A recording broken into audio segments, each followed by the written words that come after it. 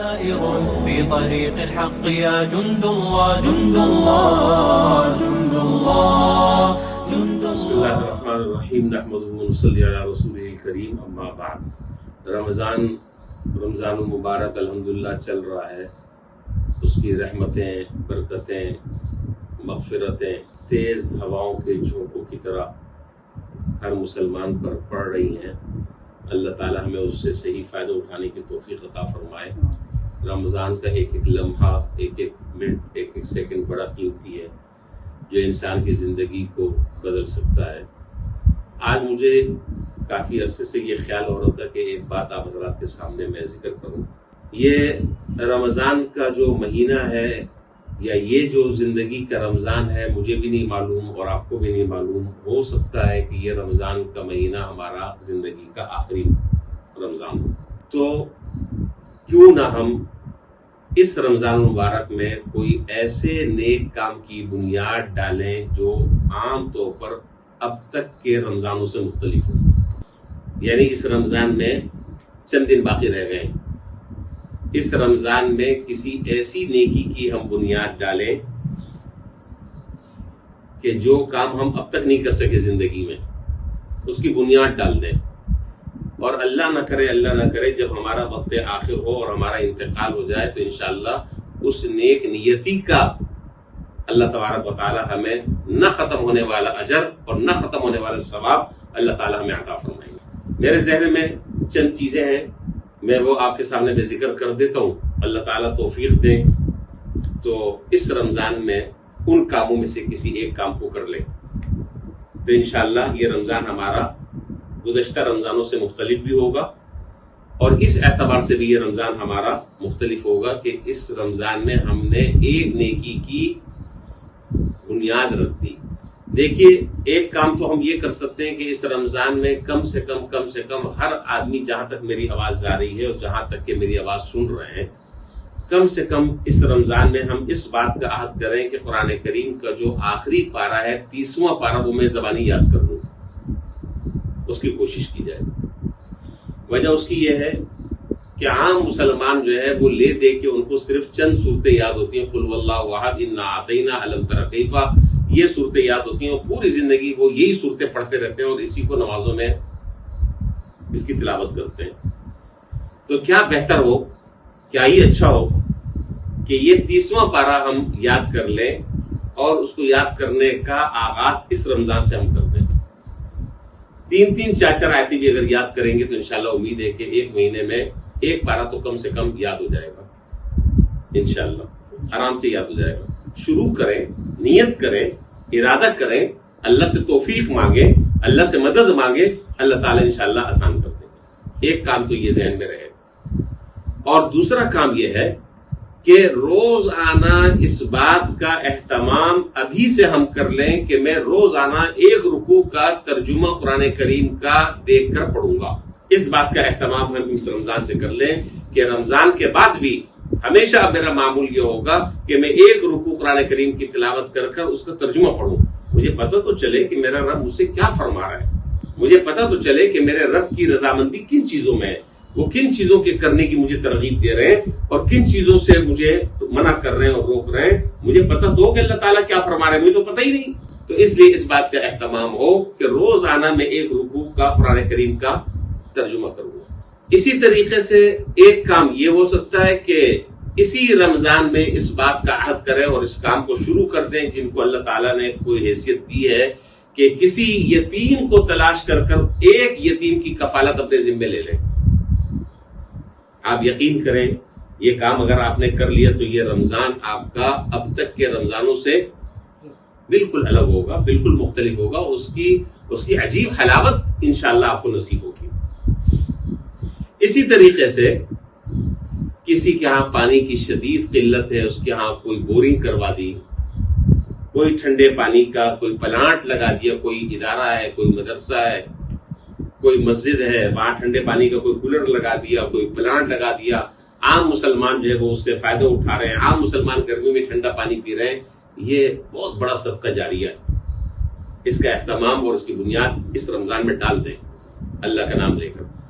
ہم لاکھوں روپے خرچ کر دیتے ہیں، کہاں کہاں خرچ کرتے ہیں کچھ پتہ نہیں، لیکن اگر وہ پیسے صحیح مصرف پر لگ جائیں، اور جو جگہ میں آپ کو بتا رہا ہوں اور جو چیزیں جو آئیڈیاز میں آپ کے سامنے پیش کر رہا ہوں، اگر اس کے مطابق آپ نے کر لیے تو انشاءاللہ یہ آپ کا پیسہ آپ کے لیے باعث نجات ہوگا، آپ کے لیے باعث خیر ہوگا۔ اسی طریقے سے مدارس کے ساتھ پرخلوص تعاون کریں، وہاں کے جو پڑھنے والے طلبہ ہیں جو دین کی اشاعت میں اپنے آپ کو اللہ کے راستے میں انہوں نے وقف کیا ہوا ہے، اپنا اوڑھنا اور بچھونا انہوں نے قرآن اور سنت اور حدیث کو بنایا ہوا ہے، ان کے ساتھ ماہانہ بنیادوں پر تعاون کی فکر کریں۔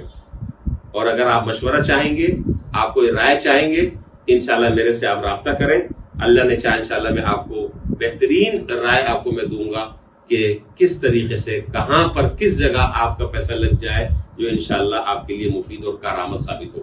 تو جو حضرات اس سلسلے میں مجھ سے مشورہ کرنا چاہیں، میں انشاءاللہ وہ میرے ذاتی نمبر پر رابطہ کر لیں، انشاءاللہ میں ان کو مناسب رائے اور مشورہ بھی دے دوں گا۔ اسی طریقے سے جو طلبہ جو بچے کسی اسکول میں پڑھ رہے ہیں، ان کے پاس فیسوں کا انتظام نہیں ہے، یونیفارم کا انتظام نہیں ہے، ان کے پاس کتابوں کا انتظام نہیں ہے، ان کی جو ضرورتیں ہیں وہ پوری نہیں ہو رہی ہیں، تو کم سے کم ان کی ضرورت پورا کرنے کا آپ سہارا بن جائیں۔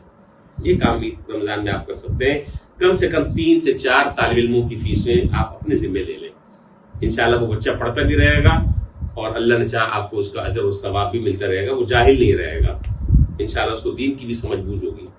اور اگر خاص طور پر وہ بچہ کسی دینی اسکول میں ہے، کسی دینی ادارے میں پڑھ رہا ہے، تو ماشاءاللہ آپ کے بارے نہارے ہو گئے، آپ کا کیا کہنا، وہ دین بھی پڑھ رہا ہے اور ساتھ ساتھ دنیا بھی پڑھ رہا ہے۔ اسی طرح کوئی غریب لڑکی ہے، اس کی رخصتی کے اخراجات آپ اپنے ذمے لے لیں، ضروری جو اخراجات ہے رخصتی کے، وہ اخراجات نہیں جو آج ہمارا معاشرہ جس کا متقاضی ہے، وہ نہیں، میں ضروری کا لفظ کہہ رہا ہوں، ضروری اخراجات آپ اپنے ذمے لے لیں اور کسی بچی کو اس کے گھر سے رخصت کر دیں، یہ بہت بڑا عمل ہے، اس کی بنیاد رمضان میں ڈال دیں۔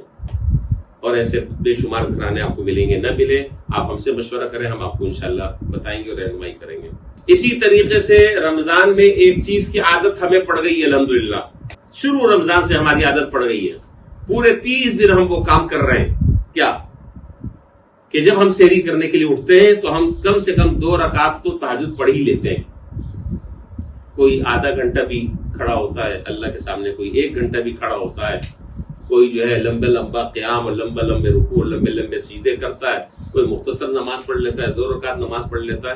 تو میری آپ حضرات سے درخواست یہ ہے کہ اب یہ جو تہجد کی عادت ہمیں پڑ گئی ہے، چاہے وہ 2 رکعت ہو، پورے سال یہ معمول ہمارا نہیں چھوٹنا چاہیے، انشاءاللہ بول دیں، یہ معمول ہمارا نہیں چھوٹنا چاہیے، کیونکہ عادت پڑ گئی ہے۔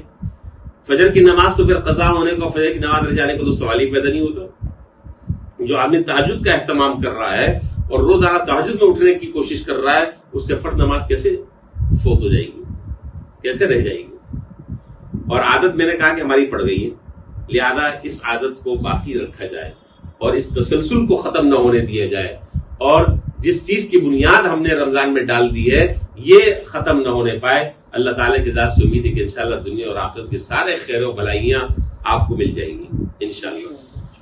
اسی طریقے سے آج یہ عہد کریں کہ یہ جو رمضان ہے، اس میں ہم یہ جو میں نے نیکیاں بتائی ہیں، یہ جو میں نے کرنے کے کام بتائے ہیں، یہ عہد کریں کہ آج سے ہم انشاءاللہ اس نیکیوں میں سے کسی بھی ایک نیکی کی بنیاد رکھیں گے، اور یہ بنیاد انشاءاللہ ایک دن ہماری جنت کی عمارت بن جائے گی، یہ بنیاد ایک دن انشاءاللہ ہماری جنت کی عمارت بن جائے گی۔ بس یہی میری درخواست ہے کہ یہ رمضان ہمارا سابقہ رمضانوں سے، زندگی کے سابقہ رمضانوں سے اور پچھلے رمضانوں سے مختلف اس کو مختلف کیسے بنایا جا سکتا ہے، اس کے لیے میں نے یہ ساری تجویز آپ کے سامنے رکھی ہے۔ تفصیلات تو بہت ساری ہیں، صلہ رحمی کا یہ مہینہ ہے، کسی کے ساتھ ناچاقی ہے، اختلافات ہیں، لڑائی جھگڑا ہے، جا کر صلح کر لی جائے، غریب فقراء ہیں ان کا خیال کر لیا جائے، رشتہ داروں کے ساتھ اگر کسی کی نہیں بنتی ہے رشتہ داروں کے ساتھ جا کر معافی تلافی کر لی جائے، وغیرہ وغیرہ، بہت سارے خیر کے کام ہیں۔ اللہ تعالی ہمیں اس کی توفیق عطا فرمائے اور اس رمضان کو اللہ ہماری نجات کا، مغفرت کا ذریعہ بنائے اور جہنم سے خلاصی اور آزادی کا ذریعہ بنائے۔ وآخر دعوانا الحمدللہ رب العالمین۔ سائر في طريق الحق يا جند الله جند الله جند الله جند الله